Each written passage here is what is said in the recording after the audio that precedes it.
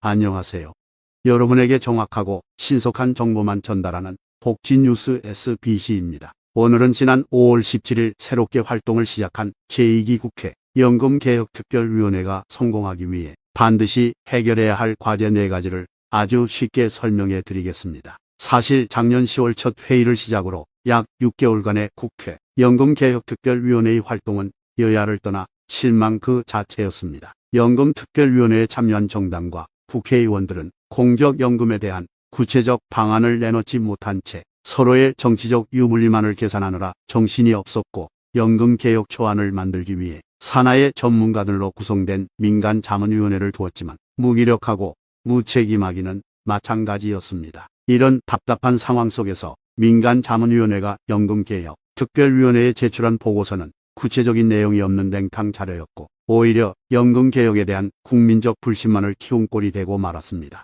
따라서 10월까지 활동기한을 연장한 특별위원회 2기의 활동은 달라져야 합니다. 물론 6개월이란 기간이 충분하지 않을 수도 있지만 실질적인 연금개혁 논의가 진행될 수 있도록 연금개혁특별위원회는 확실한 개혁 방안을 만들어야 할 텐데요. 이에 최근 한 시민단체에서 제시한 성공적인 연금개혁을 위해 반드시 해결해야 될 4가지 과제를 소개해 드리겠습니다. 해결해야 될 과제의 첫 번째는 미래 지속 가능한 노후소득 보장 제도로서 연금 체계의 청사진을 제시해야 합니다. 국민연금보험료율 인상 등 민감한 사안들도 정교하게 다루어야겠지만 정작 지금 청년 세대들이 더욱 큰 문제로 느끼는 것은 미래 연금 체계가 어떻게 변할지 알 수 없다는 것입니다. 이번에 보험료를 올리면 나중에 나의 소득 보장은 어느 정도 약속될 수 있는 것인지 등 불확실성이 연금 불신을 키우고 있습니다. 따라서 이번에는 중장기 연금 체계의 청사진을 제시해야 하고, 이에 도달하는 로드맵도 설계해야 하며,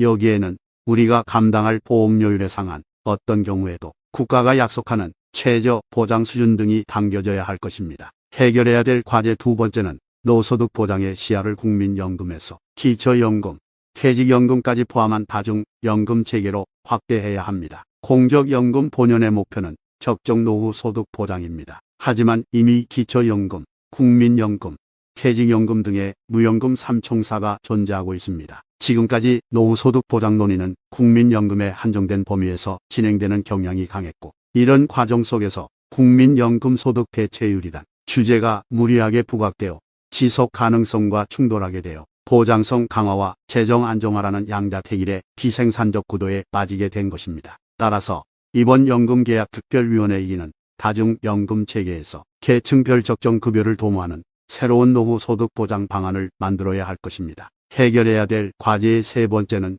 여성 프리랜서, 영세 자영업자 등 연금 약자를 집중 지원해야 합니다. 현재 공적연금이라고 해서 모두에게 공평한 것은 아닙니다. 특히 여성 불안정 취업자 등 국민연금 가입 기간이 짧은 사람들은 상대적으로 국민연금 혜택 바깥에 놓여 있는 상황인데요. 노동시장에서의 격차와 차별을 더하여 국민연금에도 불리한 상황에 놓이게 되는 것입니다. 이에 보장성 강화에서 가장 집중할 대상은 바로 연금 약자라고 할 수 있습니다. 출산 양육 등으로 경력 단절을 겪는 여성을 위하여 출산 크레딧을 첫째 자녀부터 대폭 확대하고 실업 크레딧, 군복무 크레딧도 현실화해야 합니다. 나아가 돌봄 공익 활동에도 국민연금 가입 기간을 연장하는 방향으로 나아가야 할 것입니다. 해결해야 될 과제 네 번째는 국가는 도시지역 가입자의 보험료를 지원해야 합니다. 이렇게 특별위원회의 4가지 과제를 말씀드렸는데요. 이번 연금개혁 과정에서는 당사자 목소리를 경청하는 것 또한 무척 중요하다고 할 수 있겠습니다.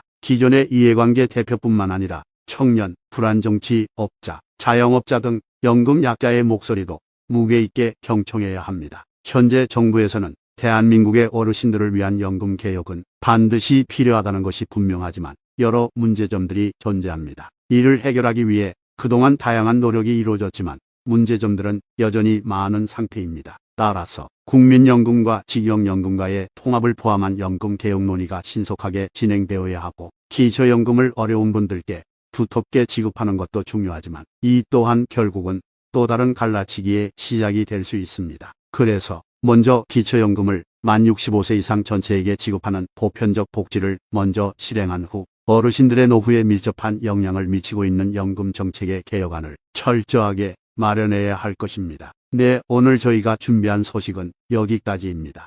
오늘도 끝까지 시청해 주셔서 감사합니다. 영상이 조금이라도 유익했다면 좋아요와 구독으로 저희에게 힘을 주시면 감사하겠습니다. 그럼 다음에 또 뵙겠습니다.